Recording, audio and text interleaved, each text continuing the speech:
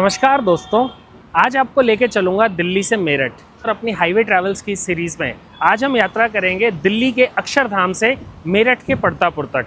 भाई बहुत ही प्यारा एक रूट बनाया है ये दिल्ली मेरठ एक्सप्रेसवे और ये आपको ट्रांजिशन देता है, बल्कि फास्ट ट्रांजिशन देता है दिल्ली के सराय काले खां से मेरठ के पड़तापुर तक। और आइए ट्रैवल करते हैं दिल्ली से मेरठ और फिर वापस मेरठ से दिल्ली। चलिए मेरे साथ। दिल्ली से मेरठ की हमने जर्नी स्टार्ट की है दोपहर के 2:30 बजे और मैं हूँ अभी सराय काले खां के पास दिल्ली मेरठ एक्सप्रेसवे के एंट्रेंस पॉइंट पर और यहाँ से हम अपनी जर्नी स्टार्ट करेंगे। भाई दिल्ली मेरठ एक्सप्रेसवे एक फास्ट मूविंग एक्सप्रेसवे है और जर्नी स्टार्ट करने से पहले आपको बता देता हूँ कि इसके ऊपर साइकिल्स, टू व्हीलर्स और ये स्लो मूविंग व्हीकल्स अलाउड नहीं है। तो आप टू व्हीलर लेकर तो बिल्कुल भी ना आए, क्योंकि यहाँ पर 20,000 रुपये का ऑटोमेटेड चालान है जो आपके टू व्हीलर के अगेंस्ट किया जा सकता है अगर आप Delhi Meerut expressway two wheeler से एक्सेस करते हैं तो। और भाई यहाँ से मेरठ की जर्नी है 72 किलोमीटर्स की, जिसका ये साइनेज यहाँ पर आ जाता है। और कार्स को यहाँ पर स्पीड दी गई है 70 किलोमीटर पर आवर और हैवी व्हीकल्स को 50 kilometre per hour. Delhi Meerut expressway पर शुरुआत से ही यहाँ पर खुला सा बिल्कुल विजन है, कोई बॉटलनेक ट्रैफिक नहीं है। और सबसे पहले आप एक्सेस करते हैं यमुना ब्रिज को। तो हम आ गए हैं यमुना ब्रिज पे, या ये कहिए कि दिल्ली मेरठ एक्सप्रेसवे की जर्नी स्टार्ट ही यमुना ब्रिज से होती है और हम अब यमुना ब्रिज को एक्सेस कर रहे हैं। और भाई सबसे पहले बात कर लेते हैं स्पीड लिमिट की। तो यमुना ब्रिज और यमुना ब्रिज को क्रॉस करते हुए जो आपको स्पीड लिमिट फॉलो करनी है वो यहाँ पर असाइंड है कार्स को 70 किलोमीटर्स पर आवर और हैवी व्हीकल्स को 50 किलोमीटर पर आवर। और जैसे ही आप इस खेल गाँव के पुल पर चढ़ते हैं, साइड में आपको दिखाई देता है अक्षरधाम टेम्पल। ये देखिए, ये अक्षरधाम टेम्पल, सामने ब्लू लाइन मेट्रो। और यहाँ से ट्रैफिक थोड़ा सा डाइवर्ज होता है क्योंकि कुछ लोग देहरादून एक्सप्रेसवे की तरफ मुड़ते हैं, कुछ मयूर विहार की तरफ मुड़ते हैं और इसके बाद एकदम से आपके सामने ओपन स्ट्रेच आता है मेरठ की ओर मूव करने के लिए। ये देखिए 3 डाइवर्जन यहाँ से हैं। अक्षरधाम अगर आप लेफ़्ट जाते हैं, नोएडा के लिए आपको लेफ़्ट लेना है और मेरठ के लिए आपको सीधा जाना है। और ये लेफ्ट में आ गया है अक्षरधाम टेम्पल। और मेरठ एक्सप्रेसवे से आप हापुड़ भी कनेक्ट कर सकते हैं। तो अगर आप नैनीताल जा रहे हैं, जिम कॉर्बेट जा रहे हैं, तो ये हापुड़ वाला रूट आपको लेना होता है, जिसका बीच में से डाइवर्जन आता है जहाँ से आप राइट टर्न लेते हैं हापुड़ के लिए, जिम कॉर्बेट के लिए, नैनीताल के लिए। लेकिन अगर आप मेरठ जा रहे हैं तो आपको सीधा सीधा चलता रहना है। NHI फ्लाईओवर के ऊपर भी लिखा हुआ है और यहाँ पर स्पीड लिमिट का अगेन साइन आया है। इस स्पीड लिमिट में बार बार आपको इसलिए बता रहा हूँ क्योंकि स्पीड लिमिट ना यहाँ पर आगे जाके चेंज हो जाती है। अभी 70 किलोमीटर पर आवर है, लेकिन आगे स्पीड 100 किलोमीटर पर आवर आपको असाइंड स्पीड हो जाती है जो कि ऑथराइज्ड है। तो वो साइनेज जब आएगा मैं आपको ज़रूर बताऊँगा। भाई किसी कारण अगर आपको मेरठ एक्सप्रेसवे पैदल क्रॉस करके रोड के एक साइड से दूसरी साइड जाना है तो यहाँ पर ये फुट ओवर ब्रिजेस बने हुए हैं। आप फुट ओवर ब्रिज से ही क्रॉस करें क्योंकि हाई स्पीड ट्रैफिक है और सेफ्टी हज़ार्ड हो सकता है अगर आप इसे रोड से क्रॉस करते हैं तो फुट ओवर ब्रिजेस का ही इस्तेमाल करें। और यहाँ से आप जा सकते हैं इंदिरापुरम, खोड़ा और नोएडा। मेरठ हरिद्वार के लिए आपको सीधा चलना है। अब हम आ गए हैं मेरठ एक्सप्रेसवे के मिडिल लेन में, जहाँ से नोएडा के कट निकल गए और यहाँ से स्पीड लिमिट हो जाती है 100 किलोमीटर पर आवर।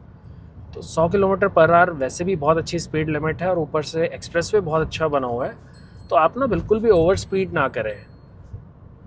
आप अपनी लेन में चलिए, ट्रैफिक को चलने दीजिए, फर्स्ट लेन को ओवरटेकिंग के लिए फ्री रखिए। और 100 किलोमीटर पर आवर वैसे भी बहुत अच्छी स्पीड है, किसी भी अनटूवर्ड इंसिडेंट या फिर ट्रैफिक ऑफेंस के लिए बचिए।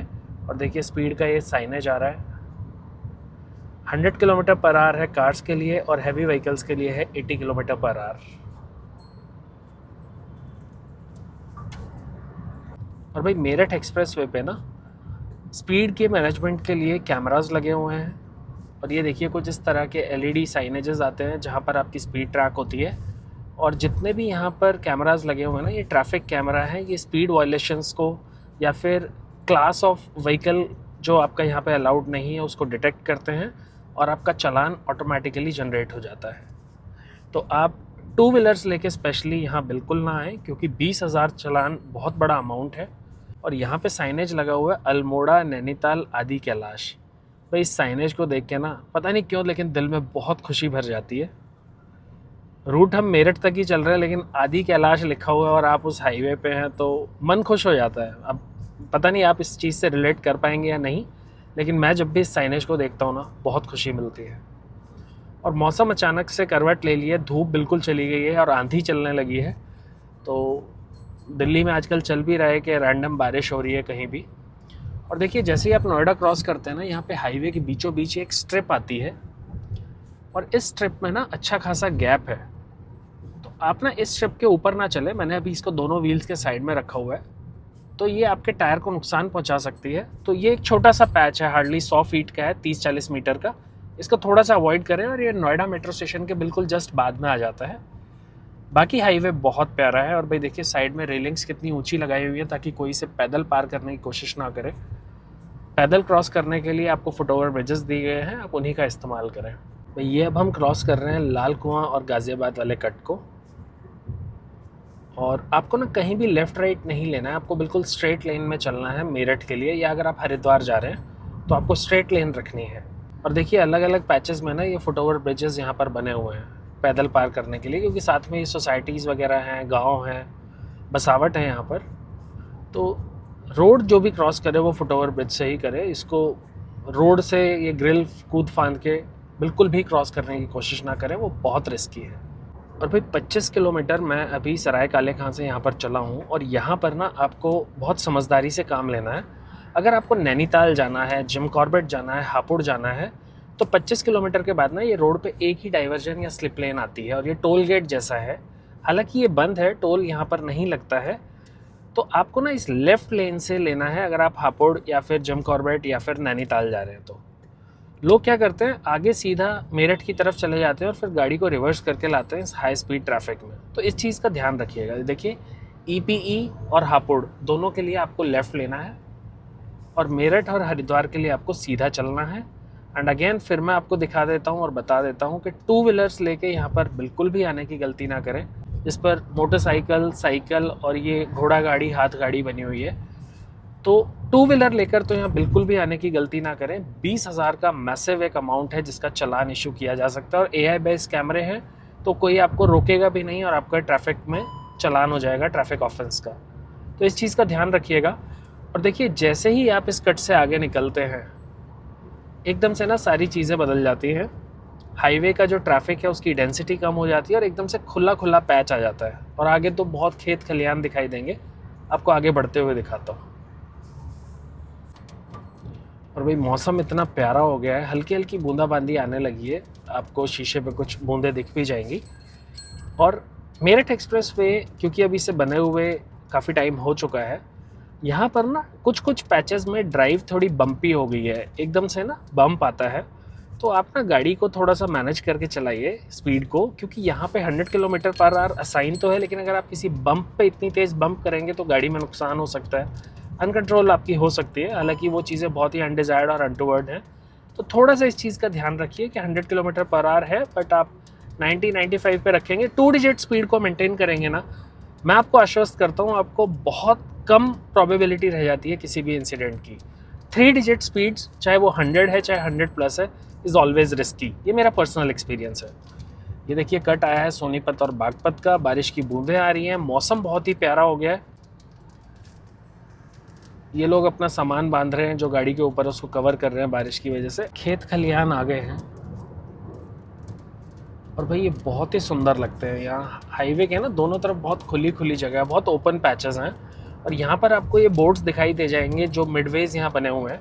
तो मैं आपको जर्नी के ना दोनों साइड के मिडवेज के पिट स्टॉप दिखाऊंगा, दोनों साइड के पिट स्टॉप्स दिखाऊंगा। पहले जाते हुए जो हम दिल्ली से मेरठ जा रहे हैं उधर के पिट स्टॉप पे रुकेंगे, और शाम को वापस आते हुए हम मेरठ से दिल्ली वाले पिट स्टॉप पे रुकेंगे। एक ओवरव्यू आपको देना ज़रूरी है ताकि आप जब अपनी फैमिली के साथ आए, फ्रेंड्स के साथ आए ना, तो आप एक अच्छा सा पिट स्टॉप पे एक ब्रेक भी ले सकें।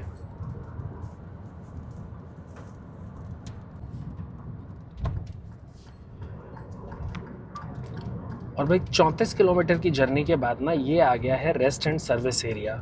तो 34 किलोमीटर चलने में ना एग्जैक्टली हमें अभी आधा घंटा ही हुआ है, बट आपको दिखाने के लिए मैं यहाँ पे रुक रहा हूँ। सर्विसेज हमें कोई अभी लेने की ज़रूरत नहीं है, बट पिट स्टॉप यहाँ पर क्या है, कैसी फैसिलिटीज़ हैं, वो आपसे मैं ज़रूर शेयर करना चाहता हूँ। इसलिए हम यहाँ पे रुकते हैं 2 मिनट और आपको एक ओवरव्यू देता हूँ। इंडिकेटर हमने दे दिया है और स्लिप लेन अब हम ले लेंगे।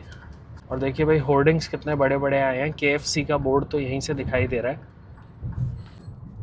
और पिट स्टॉप की आपको ज़रूरत हो ना हो, ये आपके पर्सनल चॉइस है कि आप रुके या ना रुके, लेकिन अगर आपको फ्यूल की नीड है तो यहाँ पे आपको IOCL का रिफ्यूलिंग स्टेशन मिल जाएगा।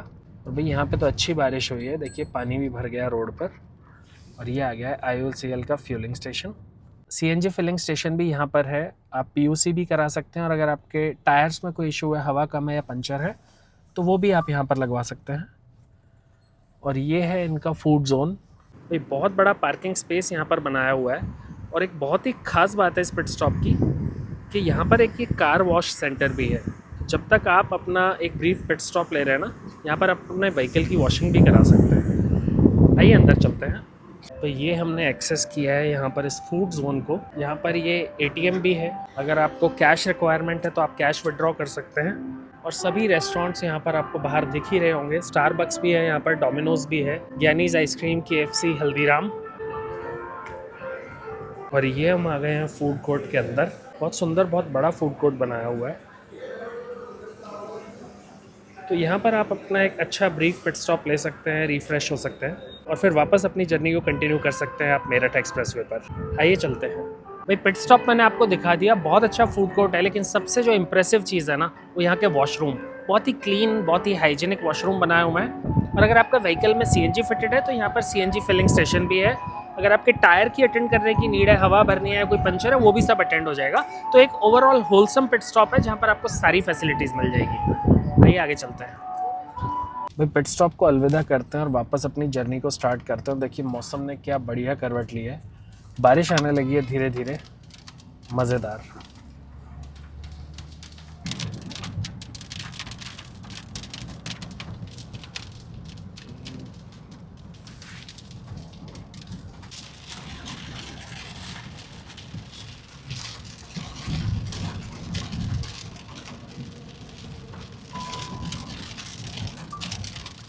भाई बारिश अच्छी खासी हो रही है, मौसम में एकदम से करवट ली है और जर्नी बहुत ही प्यारी चल रही है। और देखिए मेरठ एक्सप्रेस में क्या चमक मार रहा है, और साथ साथ चमक रहे हैं ये स्पीड इंडिकेटिंग LED बोर्ड्स। तो भाई अपने व्हीकल से ना ओवर स्पीड बिल्कुल भी ना करें, अदरवाइज़ AI कैमरास लगे हुए हैं और आपका ट्रैफिक ऑफेंस का चालान ना सीधा आपके मोबाइल पे एज अ SMS आ जाएगा, और उसका अमाउंट ना बहुत भारी पड़ सकता है। तो स्पीड लिमिट में चलिए और देखिए कितनी प्यारी जर्नी है, कितना प्यारा रास्ता है, जर्नी का मज़ा लीजिए।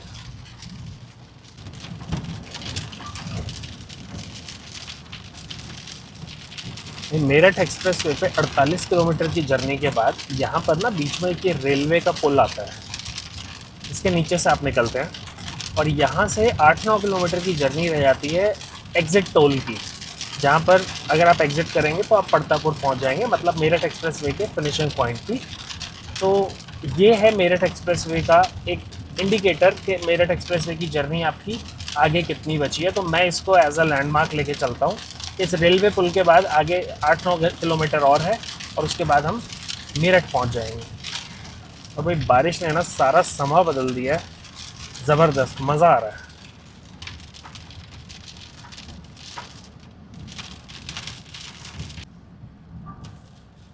और भाई 56 किलोमीटर की जर्नी के बाद जहाँ से हमने अपनी ट्रिप स्टार्ट की है, ये आ गया है टोल प्लाज़ा, जहाँ पर आपको एग्ज़िट पर टोल पे करना होगा। और 56 किलोमीटर की जर्नी के बाद ना हम पड़तापुर में एग्ज़िट करते हैं। और टाइम देख लीजिए, अभी हुआ है 3:14। लगभग पौना घंटा हमें लगा है अपनी इस ट्रैवल में, जिसमें हम पड़तापुर के इस टोल गेट पर पहुंच गए हैं। टोल गेट के बारे में भी आपको दिखा देता हूँ, फ़ीस वगैरह कितनी है आपको बता देता हूँ।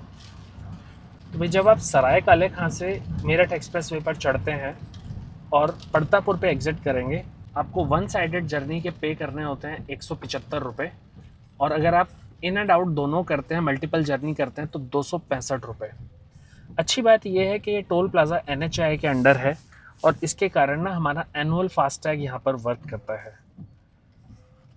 तो टोल लेन को एक्सेस करते हैं और यहाँ पर एक साइड में 12 टोल लेन्स दिए हुए हैं, तो रश यहाँ पर कम ही रहता है, कोई ज़्यादा रश नहीं होता, आप इजीली टोल एक्सेस कर जाते हैं। हाँ, कुछ इस तरह के लोग आपकी गाड़ी के आगे ना आ जाएं जिनका फास्टैग ब्लैक लिस्टेड हो और अमाउंट ना हो, ये परेशानी क्रिएट करते हैं। अब देखिए टोल लेन में रिवर्स ले रहे हैं। और इस टोल प्लाज़ा का नाम है काशी टोल प्लाज़ा। ये हमारी लेन क्लियर हमें मिली और हम पहुंच गए हैं मेरठ के पड़तापुर में।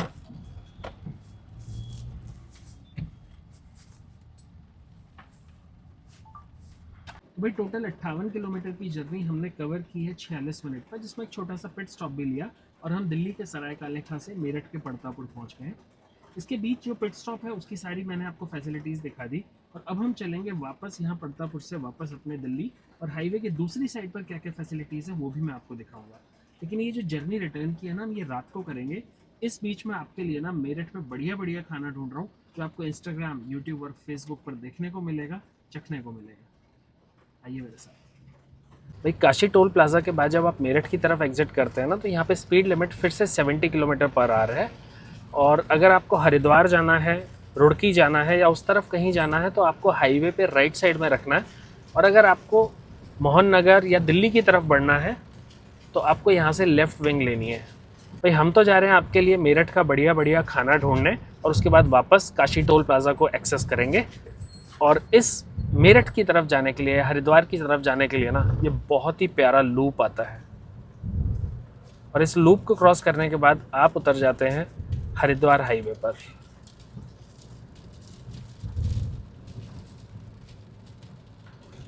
देखिए फास्ट मूविंग लूप है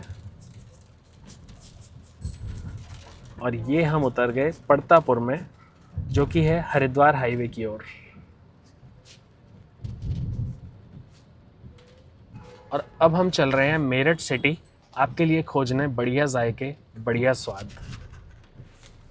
भाई दिल्ली से मेरठ आ गए और पूरा मेरठ शहर घूम लिया और आपके लिए बढ़िया बढ़िया खाने की वीडियोस बनाई हैं, वो आपको मिलेगी इंस्टाग्राम, यूट्यूब और फेसबुक पर। अब चलते हैं वापस दिल्ली की ओर, आइए मेरे साथ।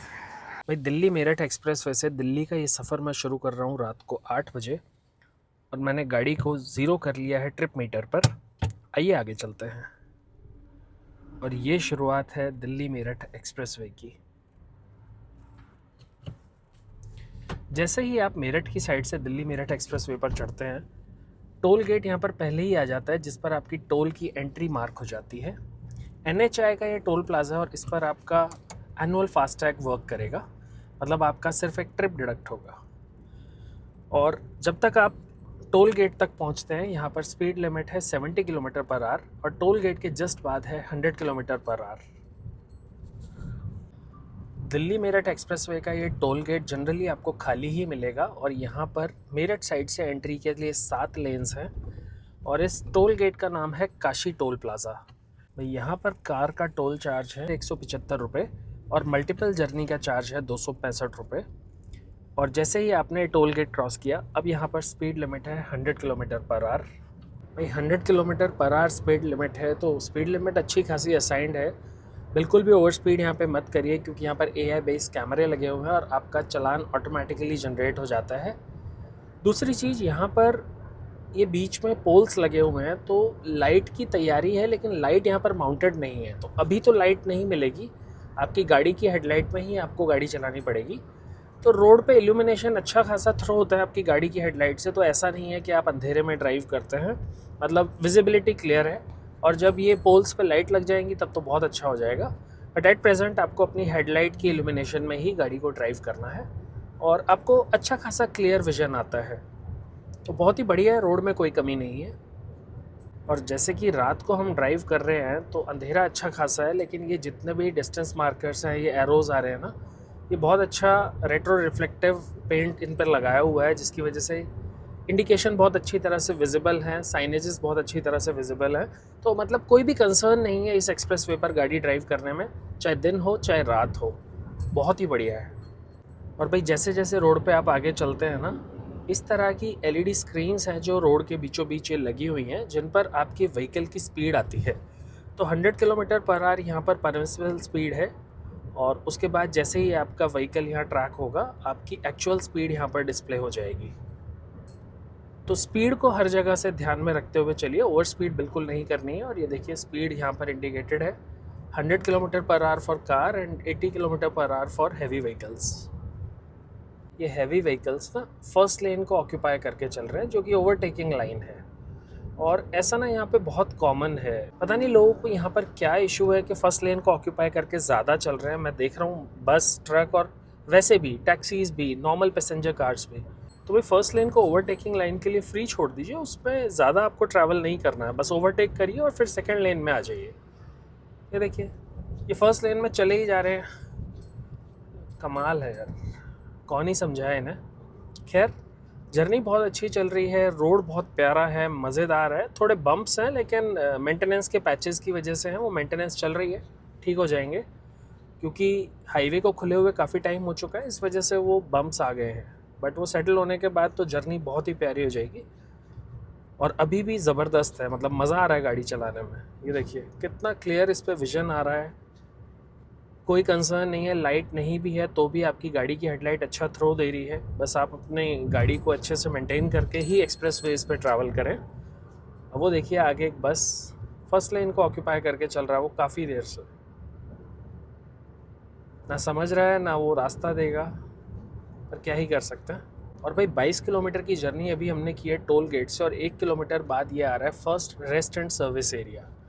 तो रेस्ट एंड सर्विस एरिया पे यहाँ पर आपको गाड़ी में अगर फ्यूल डलवाना है तो आपको फ्यूल पंप मिल जाएगा। अगर आपको लंच या डिनर करना है या कोई लाइट रिफ़्रेशमेंट लेनी है तो आपको वो सभी ऑप्शंस अवेलेबल हैं। और बहुत अच्छे पिट स्टॉप यहाँ पर बनाए गए हैं, एक लेफ़्ट में एक राइट में। तो ये पिट स्टॉप मैं एक्सेस करता हूँ और आपको यहाँ की फैसिलिटीज़ दिखाता हूँ, ताकि जब आप अपनी फैमिली के साथ आएँ तो यहाँ पर एक क्विक पिट स्टॉप ले सकें। ये देखिए, ये हमने लेन एक्सेस कर ली और आपको ये पूरा दिखाता हूँ। ये देखिए वो फ़्लाइट खड़ी की हुई है,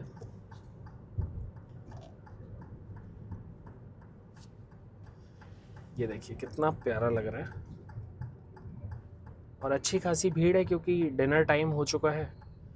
तो एक क्विक पिट स्टॉप लेते हैं और फिर आगे चलते हैं। और ये आ गया IOCL का फ्यूल स्टेशन। और अच्छी बात यह है कि पीछे IGL का CNG पंप भी है। तो अगर आपका व्हीकल CNG ड्रिवन है, आप CNG फ्यूल पर व्हीकल चला रहे हैं, तो यहाँ पर वो फैसिलिटी भी है कि आप CNG रिफ्यूल करा सकते हैं। और भाई यहाँ पर किड्स के लिए देखिए ये बढ़िया एक्टिविटी है, यहाँ पर गो कार्टिंग ट्रैक बनाया हुआ है। और जो मेन अट्रैक्शन है इस जगह का वो है एरोप्लेन, और इसका नाम है हवा हवाई। इन फ्लाइट डाइनिंग का अगर आपको एक्सपीरियंस लेना है तो आपको यहाँ पर ऑप्शन है, आप यहाँ पर आ सकते हैं। और काफ़ी फैमिलीज़ यहाँ पर आई हुई है। ये देखिए कितना प्यारा लग रहा है। और भाई यहाँ पर ये ट्रिप्जी करके किड्स गेम जोन भी बना हुआ है, और इसी के साथ में है ये वॉशरूम ब्लॉक। और वॉशरूम ब्लॉक देखने में बहुत साफ़ सुथरा लग रहा है। वॉशरूम यूज़ करके आपको इसका फीडबैक भी देता हूँ। भाई हवा हवाई के बिल्कुल सामने ही ये फ्लाईओवर है, और फ्लाईओवर के दूसरी साइड ना वो वाला पिट स्टॉप है जब आप दिल्ली से मेरठ जा रहे थे तो जो आपको पड़ा था। तो दोनों पिट स्टॉप्स बिल्कुल आमने सामने, और दोनों के एक्सेस के लिए बीच में एक टनल भी दी हुई है। तो अगर आपको वो वाला पिट स्टॉप यूज़ करना है आप वो यूज़ कर सकते हैं, वहाँ पे ऑप्शंस भी ज़्यादा हैं। यहाँ पर ऑप्शंस बहुत कम थे। वॉशरूम्स क्लीन है, IOCL इधर भी है, IGL इधर भी है, दोनों ही चीज़ें उधर भी हैं। लेकिन अगर आपको डाइनिंग में एक्सपीरियंसेस ज़्यादा चाहिए तो मेरे हिसाब से वो बेटर है। आइए चलते हैं दिल्ली की ओर। पिट स्टॉप मैंने आपको दिखा दिया, IOCL ये साथ में है, और एक वॉशरूम ब्रेक लेकर ना हम आगे चल रहे हैं। और एक चीज़ मुझे तारीफ़ की काबिल लगी कि दोनों ही साइड के पिट स्टॉप्स पर ना वॉशरूम बहुत क्लीन है और बहुत मेंटेन्ड है। तो ये एक अच्छा ध्यान दिया गया है यहाँ के पिट स्टॉप्स पर, जनरली नहीं दिया जाता। और जब इतने ज़्यादा फुटफॉल हो तो वॉशरूम्स बहुत ही पुअरली मेंटेन्ड होते हैं। बट मेरठ एक्सप्रेसवे पे दोनों साइड पे वॉशरूम्स बहुत अच्छे हैं।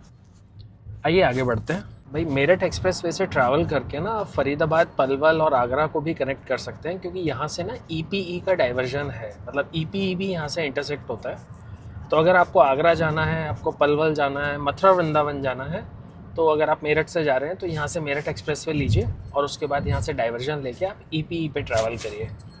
तो ये भी ऑप्शंस हैं, ये कई अलग हाईवेज़ को भी जोड़ता है मेरठ एक्सप्रेसवे। और भाई ठीक 30 किलोमीटर बाद ये मेरठ एक्सप्रेसवे का वो सेक्शन आ गया है जहाँ से ना यहाँ पर देखिए पूरा इल्यूमिनेशन है, स्ट्रीट लाइट्स आ गई हैं, इल्यूमिनेशन इतना बढ़िया है, आपका विजन दूर तक जा रहा है, लाइटें चमचमा रही है। और इसके बाद आप एक्सप्रेसवे के उस सेक्शन पे उतर जाते हैं जहाँ पर आपको गाज़ियाबाद के, नोएडा के ये सब कट्स मिलते हैं।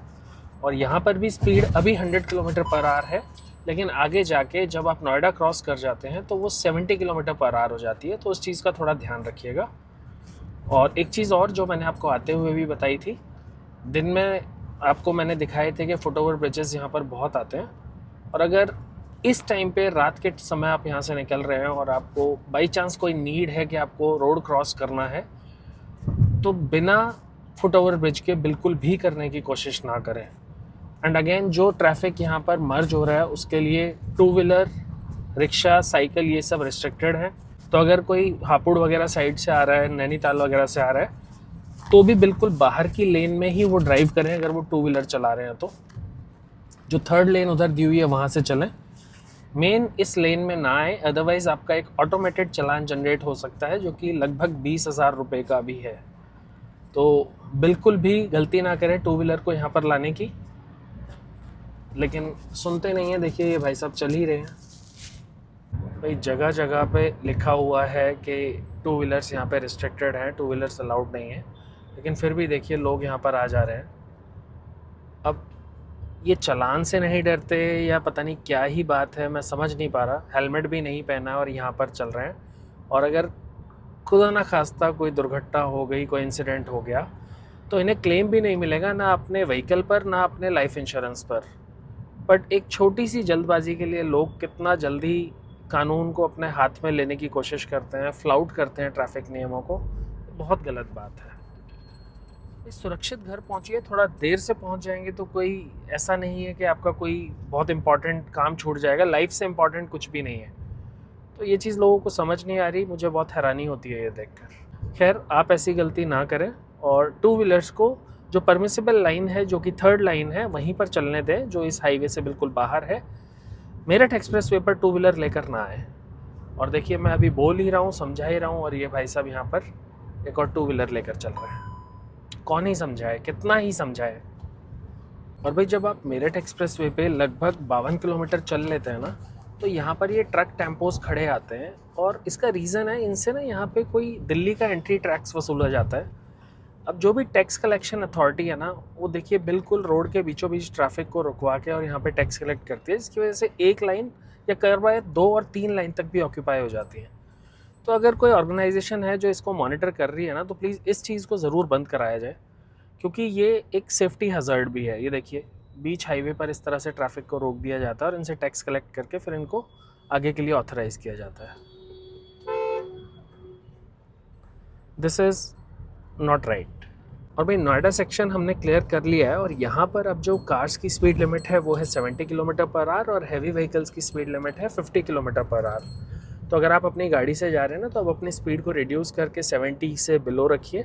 दिल्ली यहाँ से बस पहुँचने ही वाले हैं हम अगले 5-7 मिनट में, और फिर मैं जाकर आपको इस पूरी जर्नी के इंसाइट्स शेयर करता हूँ। भाई ये हम पहुँच गए हैं अक्षरधाम फ्लाईओवर। सामने आपको फ्लाईओवर दिख रहा होगा, साथ में मेट्रो का ट्रैक भी है। अक्षरधाम सेतु इस जगह का नाम है, और ये देखिए ऊपर से मेट्रो जा रही है। कितनी प्यारी लग रही है मेट्रो यहाँ से चमचमाती हुई।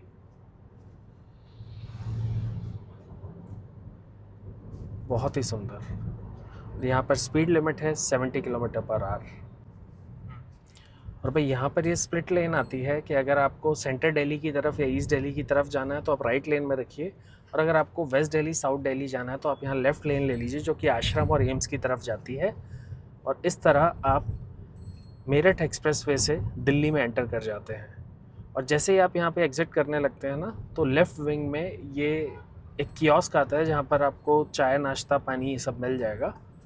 तो अच्छा पिट स्टॉप है अगर आप यहाँ रुकना चाहें तो भाई लगभग 59 किलोमीटर की जर्नी हमने कवर की है 45 मिनट में, और ये हम पहुँच गए हैं यमुना ब्रिज के ऊपर। तो भाई मेरठ एक्सप्रेसवे की अपनी इस जर्नी वीडियो को मैं यही विराम देता हूँ। आप भी अपना जर्नी प्लान अगर कर रहे हैं दिल्ली से बाहर हरिद्वार की साइड पे, तो आप मेरठ एक्सप्रेसवे से जर्नी करिए, ये बहुत ही कन्वीनियंट है। मिलता हूँ आपको एक ऐसे ही नए किसी वीडियो में। धन्यवाद।